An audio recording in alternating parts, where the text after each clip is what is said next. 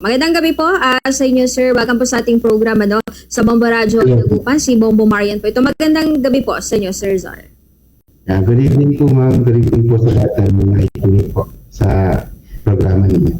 Okay po. Eto, pag-usapan po natin, Sir Zar, yung ilan po sa ngayon. Kaugnay po dito, sa mga ongoing po na nangyayari sa canvassing at ganoon na rin yung mga etong katatapos po na election. At ito, tungkol naman doon sa pagbibigay linaw po kasi ng COMELEC doon sa kanila pong mga computer na readable nga naman po yung mga data na natatanggap ng PPCRV, even yung mga miyembro po ng media at minority and majority po hinggil sa mga bilang po ng mga boto. Kaya hindi na po ito tulad ng server ng COMELEC na human readable. Siguro baka maring una po muna pagpapaliwanag po ito para mas maintindihan po ng mga tagapakinig at ng mga nakatutok po din sa atin, Sir Zar, dito po sa explanation na ito ng COMELEC po. Ayun po. Bali, basically, even before, nung meron tayong, nung simula ng automated election, meron kasi tayong several servers na kung saan, meron yung talagang COMELEC lang may access at then na-access ng publiko. So, ngayon, every time na nagsimula na ang bilangan, as low as doon sa mismo mga presinto, once na pumasok na yung mga data na yun, yung transparency o yung nakikita ng media, ng mga election watch, ng mga organization, real time yun na nag-update. Ayan. Kung meron namang difference doon sa mismong yung sa mismong bilangan na nanggagaling kay COMELEC talaga, and then sa transparent server, yung server na kung saan nakikita ng publiko, usually napakaliit lang dapat ng difference ng bilang nito. Kasi yun nga, real-time siya receive, minsan yung time difference, kaya medyo nagkakaroon ng pagkakaiba. Kung meron mang pagkakaiba, let's say sa final na bilangan, dapat siya sobrang laki. Sasabihin natin, yung pinaka-source ng data natin is, syempre, isa lang. Kung hindi, yung mga presinto lang din, yung mga nakanvas ng mga boto. Yun po.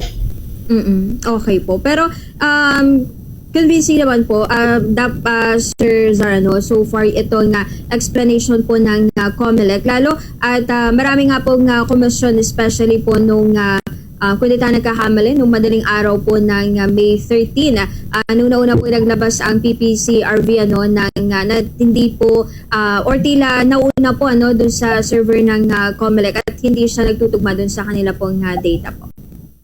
Ayun. Yun nga, sabi nga natin, meron kasi meron yung level na acceptable.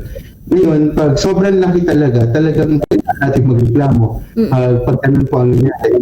Ngayon, kung kasi yan real time na nare-receive ng isa, basta bawat bilang pumapasok yan. And most of the time, kung ano yung nasa media, nauuna. Ngayon, pagdating sa COMELEC kasi yan, dahil nga meron ng canvassing, possible na mas mabagal ang dating sa kanila ng data. Ayan. So, that is kasi meron tayong mga verification. Yun lang. Kaya nga pag nakikita natin siya doon sa mga server or yung result na nakukuha ng media, it's media and the watchers nga natin or the poll watchers natin and mga third party. Nakikita nila na mas mabilis real time. And then meron ng difference pero napakaliit dapat. Meron tayong tolerable na percentage.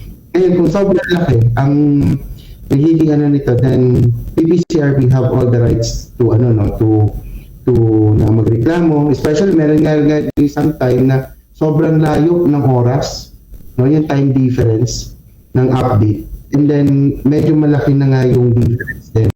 So yun, talagang kailangan natin tanungin ano nangyari. Kailangan natin tanungin COMELEC, ano ba nangyari? Bakit ganun? Considering isa nga lang yung ating data. Okay po. Ito doon naman po tayo sa nabanggit po ng COMELEC po Sir Zar. In particular po ni COMELEC Chairman George Garcia na this time nga raw po may tuturing po na mabilis po yung parang transmission sa ngayon, and even yung nagaganap po ng canvassing, kasi yung mga nakaraan nga raw po na election, umaabot po no ng almost parang 2 weeks yung canvassing. Ngayon raw po first time na sa history ng election natin, unang araw pa lamang po may 58 na araw po na canvas. Siguro based on your observation din po, Sir Zar. Yes po. Ano nga, kung mapapansin natin ang election ngayon, though even before with the kahit automated na talaga tayo during the time ng mga nauna, medyo parang may lag. Pero ngayon kasi, though mas mahaba yung voting time natin, mas mabilis lumabas yung resulta as kumpara sa local election natin. Tinitingnan namin yung mga resulta, ang bilis from yung parang dito sa bayan namin nag 100% na bago pa matapos ang bilangan niya. Ayun yung transmission, mabilis talaga siya ngayon. So ang nakikita ko dito, mas maganda ang setup talaga ni Comelec, and siguro natuto na rin tayo dun sa mga dati nating pagkukulang sa mga naunang automated election natin.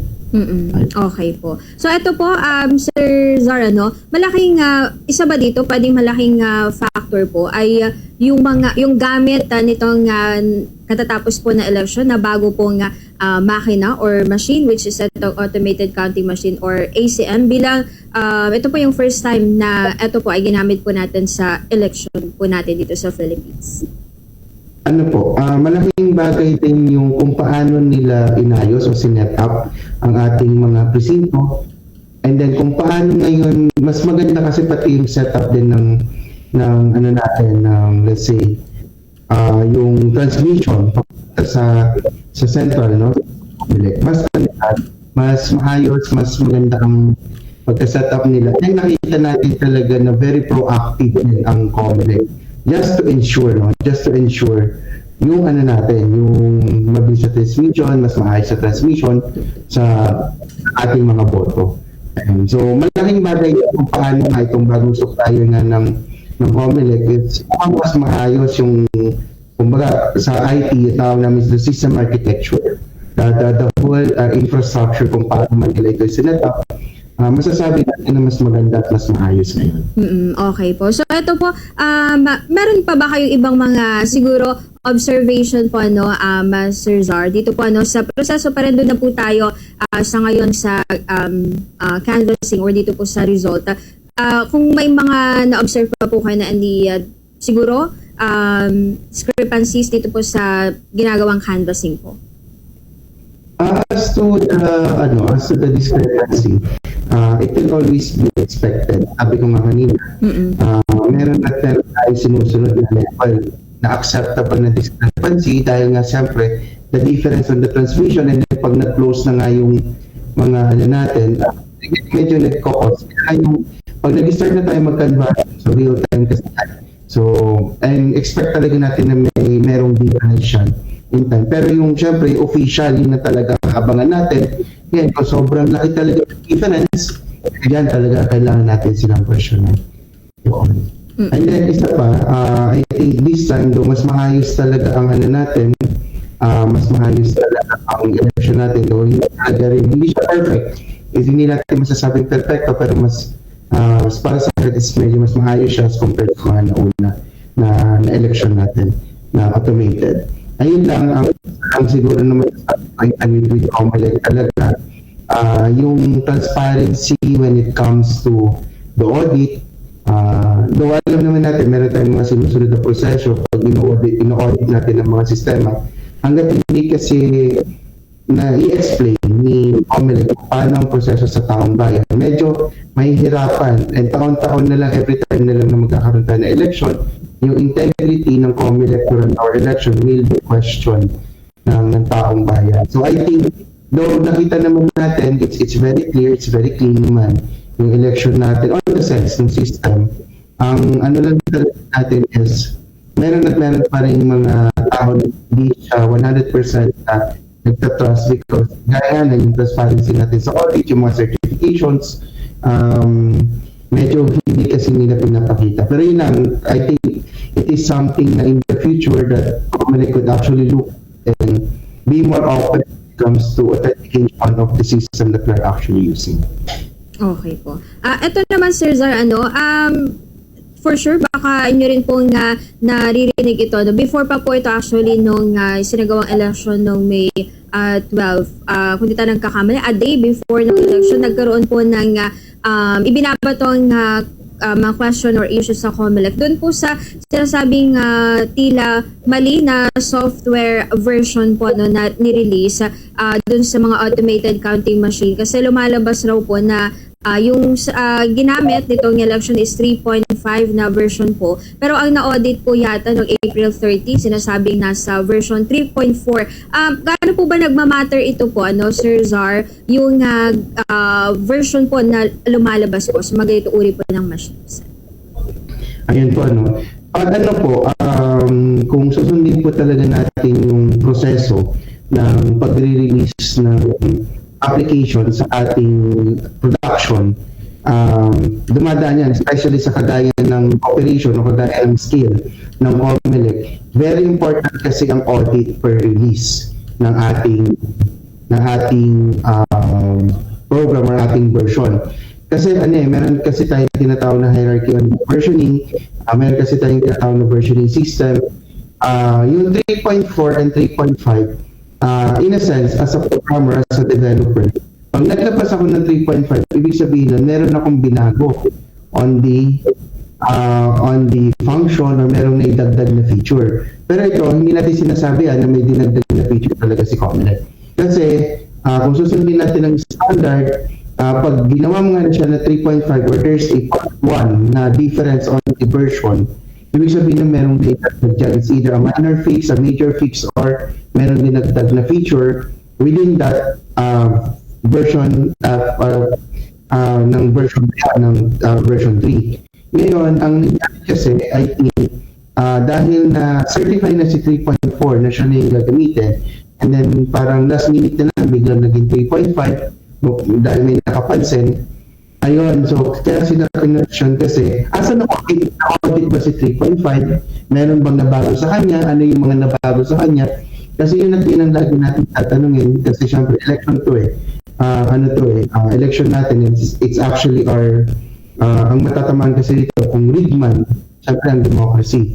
So kaya talagang tatanungin, and yun kasi yung impact. Yun yung sinasabi ko kanina, na kung sana si COMELEC is will be more transparent on the process of audit. Kung meron mo nagbago, meron silang tama nire-release na announcement on magti 3.5 tayo katatapos ng audit. Ayun, so yun nga, sabi nga din ng audit body, parang natay po ata yung problema. Pero ang dapat talaga na na-certify na production is 3.5. Yun naman. So ano lang to, ang naging problema lang dito is kung paano nirelay yung mensahe sa taong bayan, kaya siguro nagkalituhan o nagka-problema, or nakita na siya, nandoon na, it's already, sabi nga namin, it's already on the wild, saka pa lang nila sasabihin na hindi, nag-update kami, ganito, paano naman niya sa tamang audit. Ganun po. Ayan, okay po. So lastly po, Sir Zar, anything po na you would like to add? Sa ngayon, habang ongoing pa rin po itong mga ginagawa pong canvassing sa result po ng naganap na butuhan po ng Commission on Elections po. Ayun, ang masasabi ko lang talaga, for now, the best thing that we could do is trust the process. Naman natin kung talagang we always have the right to protest. Ayun. Pero sa tingin ko naman, it's not perfect. The election is, in the sense ng system, the election is maayos naman siya. Siguro may mga glitches tayo ng production na kung saan sabi nga medyo iba ata yung lumalabas.